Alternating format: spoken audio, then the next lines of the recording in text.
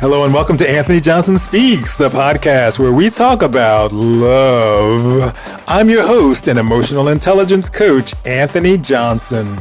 In each episode, we'll discuss various aspects of relationships: dating, marriage, attachment style, breakups, and mindset. After all, you need to have your mindset in check if you want to meet and keep a fantastic partner, right?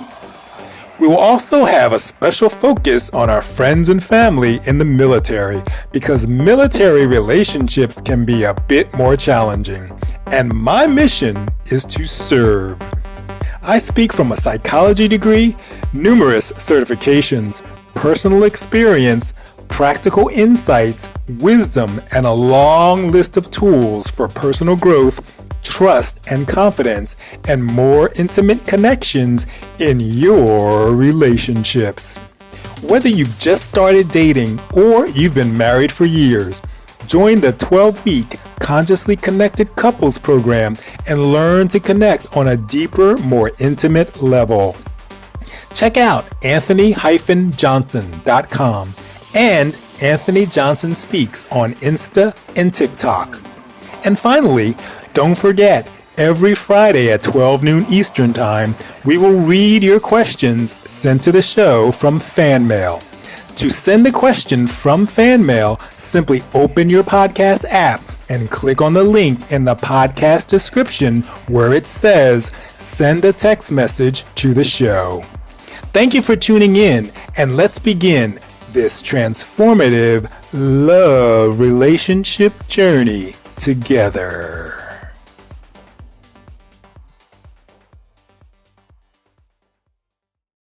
Dinner.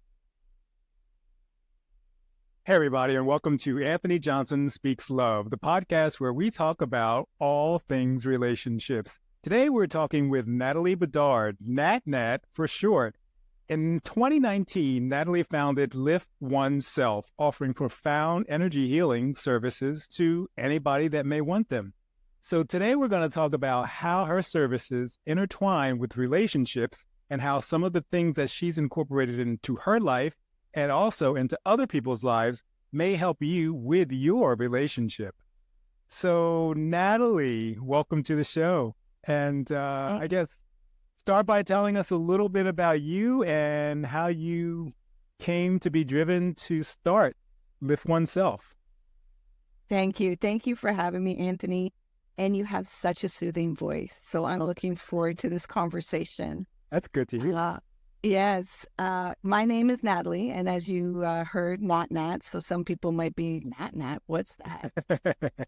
Well, my friend is named Natalie also, and her son wasn't able to pronounce the L's, so NatNat came about. And it also helped him because when we'd be around, people would say Natalie, and then it's like, well, which one are you talking about? So NatNat helped him also to be able to navigate through us always because we were neighbors on top of it. So there is a real significance to that nickname. And I also have kept it because the work that I do with energy healing, playfulness is needed. And we need to come back into our childlike state with curiosity and playfulness and gentleness and delight.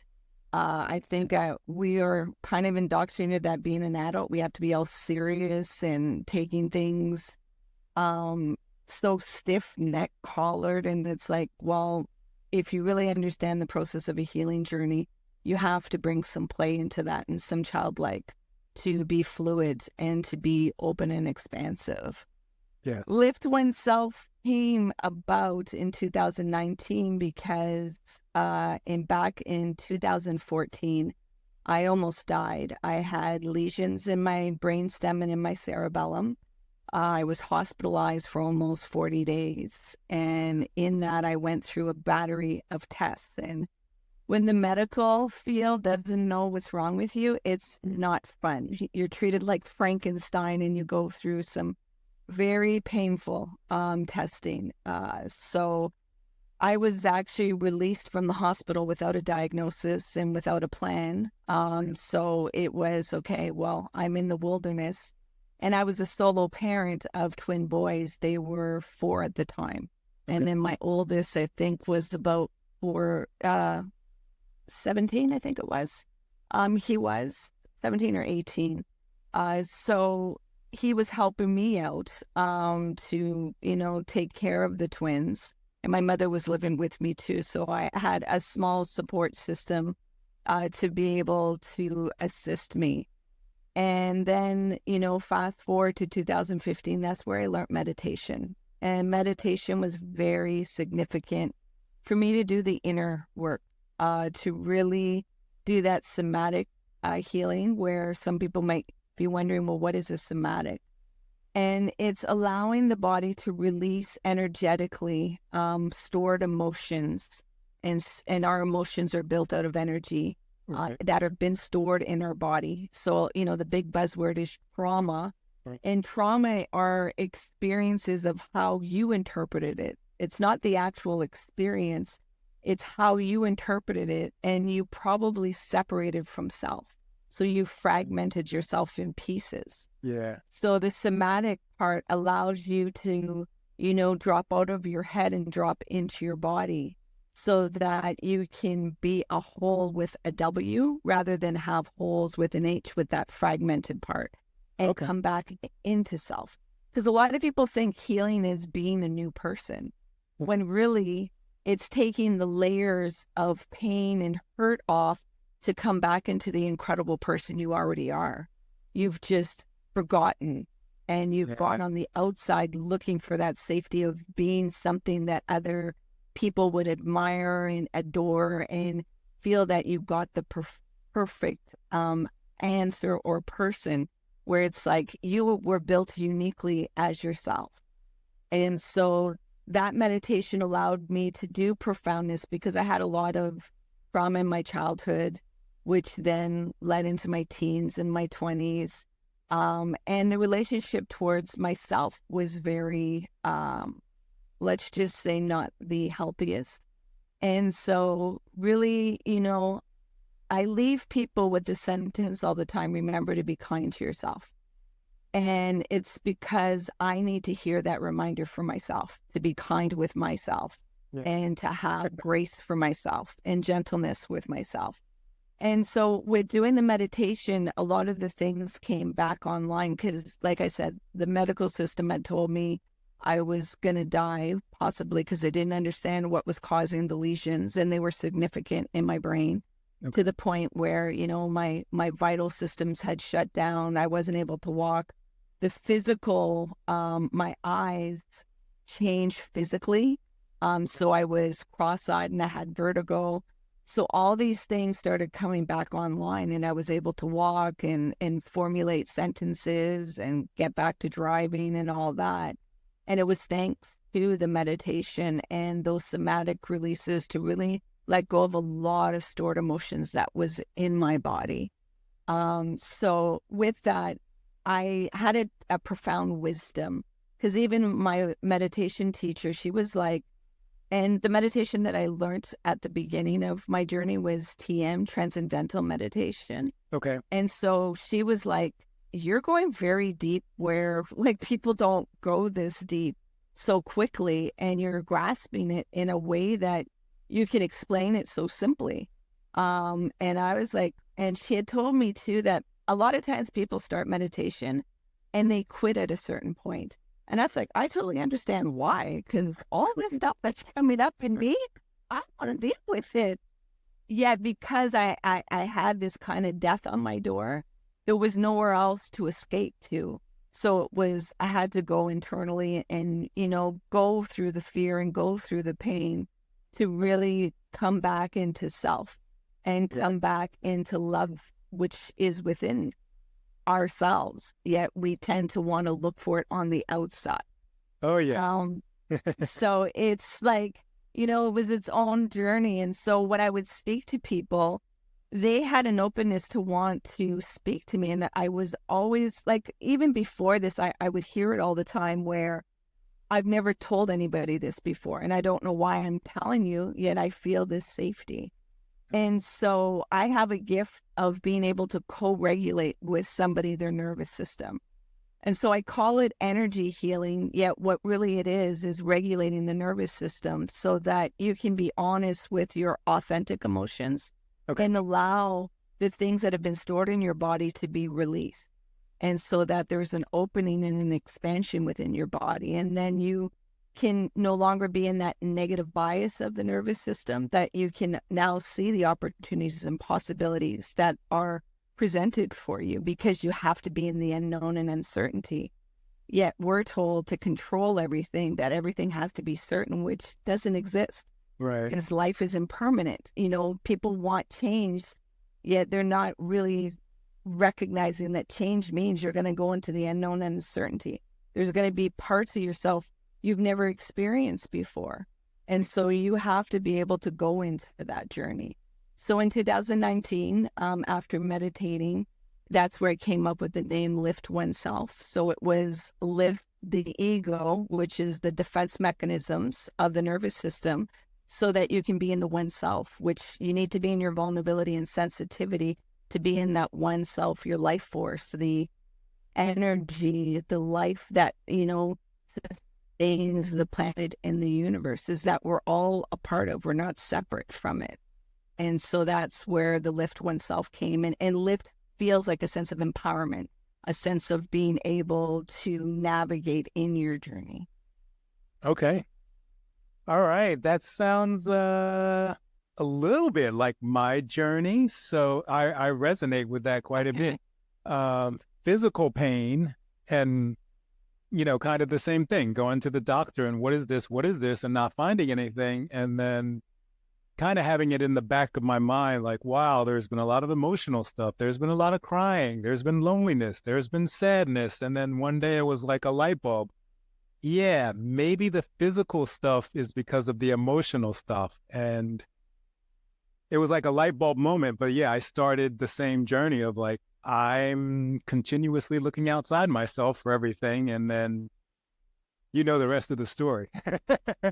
So I guess for relationships and people getting into relationships, people in relationships, special shout out to my military members who have a bit of an extra challenge because sometimes their partner is deployed.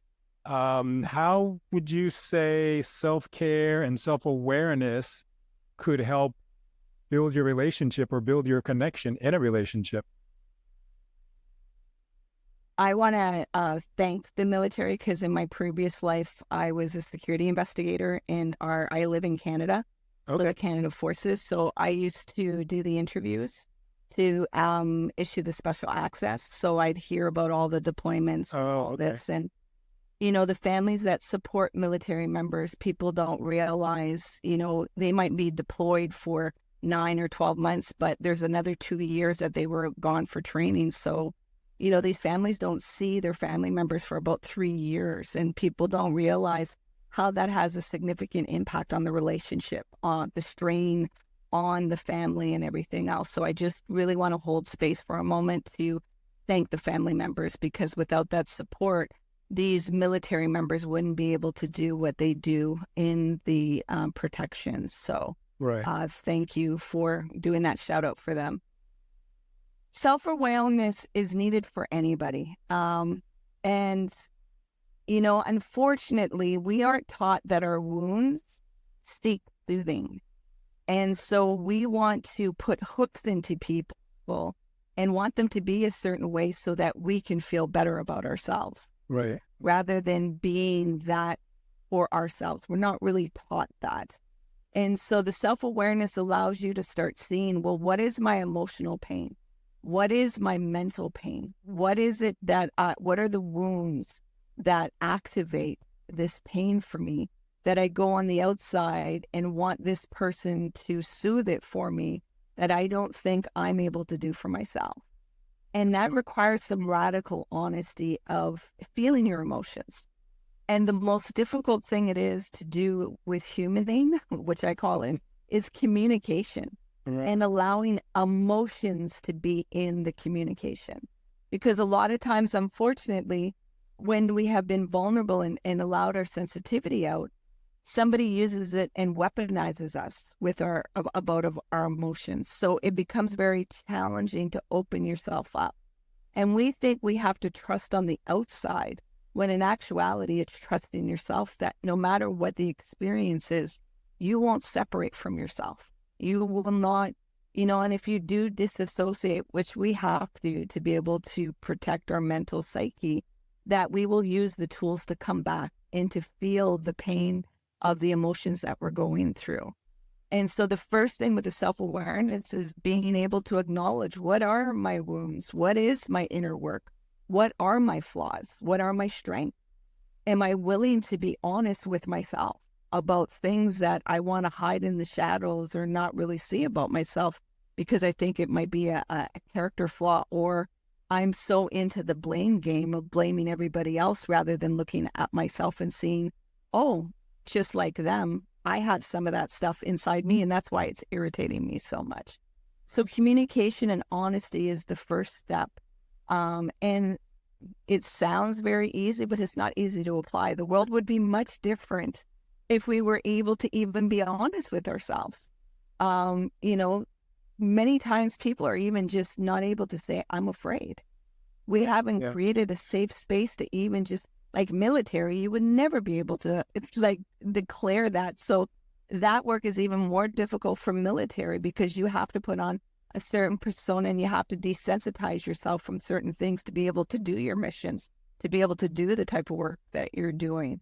So then trying to relate with your family, it's a lot of layers that you have to go through. So it's understanding also context and understanding, what are people navigating in? This isn't a one size fits all. The one size fits all is the honesty. Being honest that I'm not able to communicate this. Like, take responsibility for it. If you're not able to, then let the other person know, like, it's not you. Like, I'm not going to gaslight you and doubt yourself that there's something wrong with you, that I'm shutting down or I'm silent. These are things that I'm not able to work through right now because of Y and Z, whatever there is. Yet it's that honesty and that responsibility.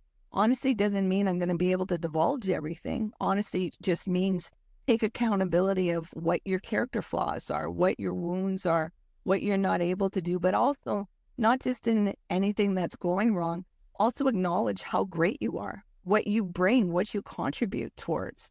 And also, I think in relationships, a lot of times we want to find the faults to better. We think that finding fault is going to improve things, where it's like, well, where are you, giving the compliments? Where are you celebrating the small actions? Because we want big actions, but it's not big actions that create change. It's all in the small actions. And a lot of times we're not taking a moment to acknowledge those small actions, a door open, or you cooked, or you got my favorite meal, or you said good morning, or you left me a love letter, or anything of these small things. And what you appreciate depreciates. So if you're always just looking at the negative and criticizing things, well, that's always just going to grow. And I think in relationships, it's taking time to really acknowledge the good things. Our nervous system can find everything that's wrong. That's an easy default place to be in. The actual work is to look for the things that are good within the relationship and to remember, I think also too that people forget is that in relationships, every year you're going to grow. You're going to be a different person. And it's to come back and communicate with each other and find out, are we walking the same path, or has things changed? Like, we get to know each other and have that conversation, not just think like, oh, who I knew 6 months ago is still the same person. And that takes that honesty that, I may say some things that might hurt you. And it's not intentional. It's just, I have to speak my truth also. And that takes warrior work to do that in a relationship. Because a lot of times we hold back from speaking our truth because we don't want to disrupt the emotional thermostat of somebody that we're in a relationship. Oh, yeah, I know about that. Yeah. I remember sitting one night after like a brief, a little bit of an argument, disagreement, and it was like this part of me that was so into this person and thinking, yes, I just want to be honest and open and tell them. And they kept asking me, but there was this other part that was like, don't you dare open your mouth and tell them this because they're going to leave. They're not going to like you. They're not going to love you. And that's the part that won. So I understand how powerful it is that, some unconscious programming can run and be like, yeah, we're not ready to do this. We don't feel safe. So exactly. It's that safety. And you have to thank your body for protecting you, because there was an experience at a certain point that you revealed something and it was unsafe. So your body learned really quick, you don't do this. It hasn't learned that now you're in charge. There's no longer caregivers that you need to depend on. Right. It doesn't know that in your physiology. So you have to start rewiring it and reprogramming it. And I know it's frustrating when we do the hindsight of looking back of why couldn't I just be honest? And it's like, well, safety is a big thing. And it's like, oh, my nervous system is so intelligent that it was trying to protect me. It really didn't know how to find the safety in this person. And it didn't know how to honor its own truth, its own honesty, because it valued being in connection with this other person. That you didn't feel that they could receive me as authentic as I was. Oh, yeah. Maybe there was some truth to it. That's a good way to look at it. Yeah, I never thought of that. Maybe there was some truth that your body, it's very intelligent. Our nervous systems communicate way before we use words. Like we're feeling bodies that think. So there possibly may have been something in that person's character that showed you certain things you can't really tell them because they react a certain way. They may say they can handle it, yet you're seeing certain things. So I think we deny the intelligence of our nervous system also, that it reads certain things that we may not want to see about the other person. Okay. Which is difficult too. So it's always in a method of protection. Oh, all right. Yeah, that makes sense. Yeah. Looking back, it was kind of a thing where I thought, I wanted to do that so bad and I couldn't. And now I understand why completely. Yeah. Safety. I did some. Safety is huge. Yeah, I did some research on masculine and feminine energy, and there was a lot going on with how in relationships, that's the key. Helping your partner feel safe and also feeling safe yourself. Exactly. And, the major work is being able to receive. Oh, yeah. Give is a very empowering, because you're not vulnerable. Nobody can take anything away from you. You're not losing anything. Okay. Receiving, though, it can feel like a threat, because you can give me something, but it can be taken away. Or you can see that I'm in need of something and you can abuse me in that state. Right. And we're taught to be independent. We're not taught to be receiving. We're taught serving and giving is the highest power. Right. Yeah, I get that. There's a few clients that come through the door that are kind of, oh, I'm a people pleaser. And it's like, yeah, I've heard that before, and I've done that myself. Once. Yeah. Mm-hmm. So it's like, what can I do to be loved and be accepted and be safe? And that just carries on through adulthood. Exactly. All right. So discovering freedom in honesty. It feels like if you're free and if you discover honesty, it's kind of like, in my mind, it's like lifting a weight. It's making you lighter. So when you're doing, I guess, your energy work, are you basically doing something where you're speaking and people are speaking through that energy, or is there actual physical touch involved? Most of my sessions are done virtually because I deal with people all around the world. Okay. And when I do in person, there is touching because I'll use my sound bowl. I have a singing bowl. Okay. So I'll help to regulate the nervous system with the sound frequencies to even have them go deeper into their body. What I use, though, is meditation. And if you'd allow me, I'd like to guide you into a meditation right now for about 2 minutes so that the listeners can also see what is possible for themselves. Okay, yeah, that sounds good. Okay. Okay. And just a disclaimer, because a lot of people listen to podcasts while they're driving or running. So I'm going to ask you, Anthony, to close your eyes. Yet, for the listeners, if you need to use your visual, please do not close your eyes. We want you to be safe and everybody around you. Yet you're able to listen to the prompts that I'm guiding. So, Anthony, just get comfortable in your seat, and you're going to begin breathing in and out through your nose. And you're going to bring your awareness to watching your breath go in and out through your nose. You're not going to try and control your breath. You're just going to keep the awareness on watching the breath go in and out. Breathing through your nostrils into your lungs and feeling it come through your nostrils. There may be some sensations or feelings coming up in the body. Let them come up. You're safe to feel. You're safe to let go. Surrender the need to control.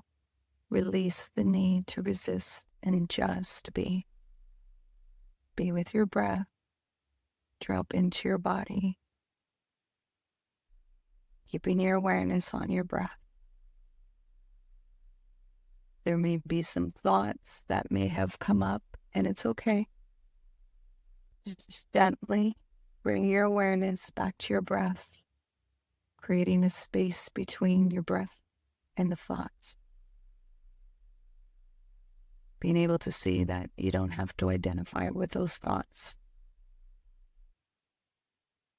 And going deeper into your body, staying with your breath. Again, those thoughts may have popped up, and it's okay. It's just beginning again, bringing your awareness back to your breath and creating that space. Not pushing away the thoughts, just creating space to see that you don't have to be identified with them. Dropping deeper into your body. Now, while still staying with your breath, at your own time and at your own pace, you're going to gently open your eyes while staying with your breath.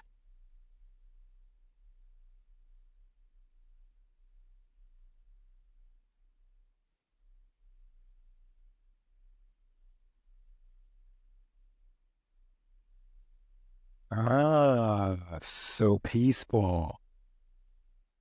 And I think one of the things that clicked for me was not trying to control. Because I think that's a big thing for me. It's like, oh, I got to control it. I got to control it. So it's like, oh, wait, I don't need to control this. I can just focus on the breathing. Yeah. And your breath is always in the now, and it doesn't leave you. Right. Okay. But we forget to go to the breath. Because it's autonomic, like we wouldn't be living without breathing, so we don't consciously go to our breath. And our breath will let us know our inner state. If it's shallow, if it's deep breathing, and we can, once you start to really pay attention to your breath, and you can start to engage with these emotions that you never felt safe to feel before, never felt safe to validate before. And to, feel your emotions is because to be able to let go is you have to feel to release. But we think we can just let go of everything, and you're intellectually letting go, but physically it's still stored in your body. Right. All right. So then I guess a good question would be, if someone's out there listening, what kinds of things would they sense or feel that would be an indicator that they could do something like this, or this type of work would help them? So just like anxiety or tension in your body, or? Anxiety, anger is a big one. A lot of my clients have a wrong relationship with anger. Okay. So I'm all about befriending anger, finding out what's the undercurrents, because anger is one that is protection. So it's also, a lot of times it becomes the habit. It's just default to feel that instead of really doing the work of what's the undercurrent, what am I actually feeling. Anxiety is another one, of worry. And, because I had the illness, I know the language of that uncertainty and that unknown, and how your nervous system gets really activated with it. Like, just, the reason why I'm in my vehicle right now is because I just came back from the hospital because my friend has pancreatic cancer. She was given 3 months to live back in March of 2023, and she's still here. And she does say, yeah, thanks to me and helping her regulate and go through the fear and better relate to her body and everything else. So, and even while we were doing, because it was a whole day, because her chemo is like almost all day that we have to be there. Okay. A person right next to her, she was talking, and then I just guided her into a meditation like that. And she was like, oh, you really know what you're doing. Like, wow, like I didn't know that this was possible inside me. And that's all I'm doing, is a guidance of there's dimensions within yourself that you didn't know was possible. You keep looking on the external of yourself, thinking that that will make everything go away, where you're not realizing everything is within yourself. And we forget to, because as a young child, you're always told also you don't know what you're doing. You don't have the information. You're not there yet. So then that starts to play in your identity. Well, I have to go on the outside to find this information. When in really actuality, it's like all your tools are within you. You just have to refine them. And you have to really trust yourself. Because that is another thing too, where it's the journey into trusting yourself again.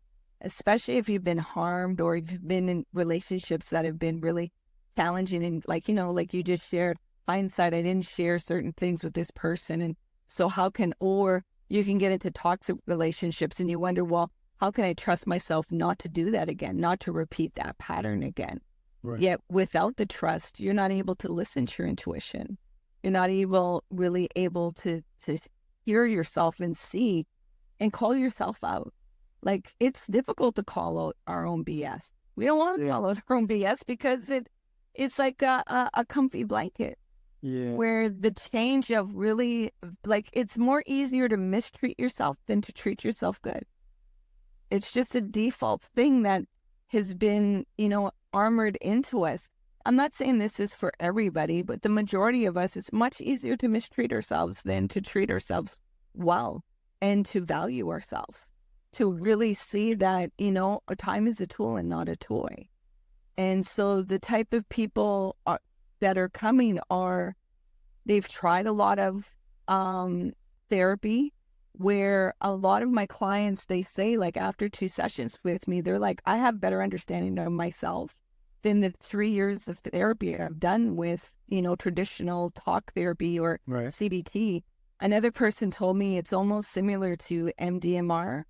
Okay. Yet I go even more profound for them to really be in their nervous system and start to validate a lot of their own experience, where a lot of people are doubting themselves because everybody's telling them they should feel differently, they should be differently, where it's like, well, you got to know where you are on the map to be able to know where you need to go.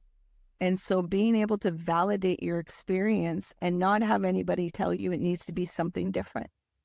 Because you need to be able to, drive your own vehicle, better understand yourself. But if everybody around you is telling you you don't know, then I can't trust myself because you're telling me I'm not doing it right. Right. Go ahead. I think a big thing for me was always thinking the other person needed to change or the other person should change. Mm-hmm. And once I figured out, oh, well, I meet all these people and I need them to change. And then, oh, if I change, that's it. I'm done. It was like, wow, it was always that easy. I could just do this and, tweak and fix and patch up here and there on myself. And then all of a sudden, I don't need other people to do much of anything. Exactly. And you're not taking scraps in life anymore. Yeah. And the relationships change of who is around you and everything else, and the quality of people because you actually value yourself. So then those dynamics change. And a lot of people think that, once you see something about a person, you have to cut them off. And it's like, no, you can just interact with them differently. You no longer have to, like, in your mind, you have to change for me to be around you. It's like, no, I'm going to change. Yet the way I call it dancing, the way we're going to dance is going to be different now. Right. And I'm not going to be so self-absorbed that I have to go and rescue you, or you have to be a certain way so I don't get dysregulated and spiral out. That, no, I'm going to take the responsibility within myself and have compassion for you that you aren't seeing certain parts of your personality. And it's no longer going to think that you're triggering me. It's like, I'm in charge of these buttons. So I need to, start to dismantle these buttons so I'm not being triggered all the time. And if I am, I have to own my triggers and not, again, like I said before, the blame game. The blame game is very easy to do, but it gets us nowhere. Because we can't even change ourselves most times. Right. But we want to change everybody else. And that's just the denial part of having to see ourselves. So then That's safe. the dance, I like the way you say the dance, because it truly is a dance. Would you say that we have these underlying core beliefs and fears, and if you're thinking I'm not good enough or I'm going to be abandoned, then that's kind of the thing that prohibits you from being open, honest, and doing the dance, right? Exactly. Okay. And feeling that freedom of loving yourself in all of it, not just the positive parts, that you can see that. Like, I really don't like the positive and negative, because it's all a spectrum. It's like, you got to accept all of you, not just what makes you feel good. You have to also accept, where you make mistakes. And I think, that is the biggest thing that my clients thank me, that they're like, you allowed me to really understand that life is messy and it's okay to be in the messiness. Right. Like, healing is going to be messy, yet I always had it that I had to be perfect to be accepted. Where it's like, no, I got to accept myself in the messiness so I can see how this life can be, and I can dance in it differently. I can relate to myself differently. Because when you can accept yourself, that's that freedom. You're no longer putting on these layers of masks to feel accepted on the outside. Right. And the reason why we put on those masks is because we don't even accept ourselves. We're waiting for somebody else. And a lot of us that have felt not good enough or abandoned, we're waiting for somebody to choose us. Yes. Not realizing, have you even chosen yourself? Right. Yeah. It's like looking in the mirror. Yep. Wow. So this has been very enlightening and very validating. I'm like, hey, I've been doing it right. So I'm sure that the listeners will have a lot of moments where they're like, oh, light bulb. Oh, so I've been thinking this way and I could think that way. So can you let the listeners know how they can work with you and how they can find you? Yeah. My website is www.liftoneself.com. So that's LIFTONESELF.com. And they can go on there and get a 15-minute discovery call so that we can see if we can work together. Just because I can hold space, it doesn't mean that we can work together, or the challenges that somebody's going through. I don't want to waste anybody's time, and I'm not here to take advantage of anybody, which is easily done in, I think, the spiritual and the wellness world a lot of times, where it's like, I want you to be empowered in this. So it's, again, the safety. Do you feel safe in the presence? And can we work together? You can also find me on all like Instagram and Facebook and TikTok under Lift OneSelf. And I leave a lot of videos of insights and information on there. I also have a lot of meditations on my website that are audio that you can just listen to and hear my voice, because it's a lot of times people say it feels like hypnosis because of my voice and the tone of it. that it brings that safety. So there's some on there. So I have a lot of free content for people to be able to dive into that work if they're willing to. And I'm in the process of creating course content so that it can be done in a group, because community healing has its own great advantages also, because it's building that trust, because we're not to do it alone. Yes, you have your inner work, yet we weren't here to human alone neither. And it's creating those safe spaces, those sacred spaces together that we can join and be that change in the world. So yeah, if any of your listeners found anything that resonated, just reach out, send me an email, send me a DM in the social medias, and I'm willing to engage and answer any questions there are. All right. Sounds good. All right, everybody. So listen again, because you're probably going to pick up something that you missed the first time. So listen to the podcast again and send out some information and get in touch with NatNat and get on your healing journey. And if you have any questions, you can always send a message to the show or also send a message to Natalie. Thank you for listening.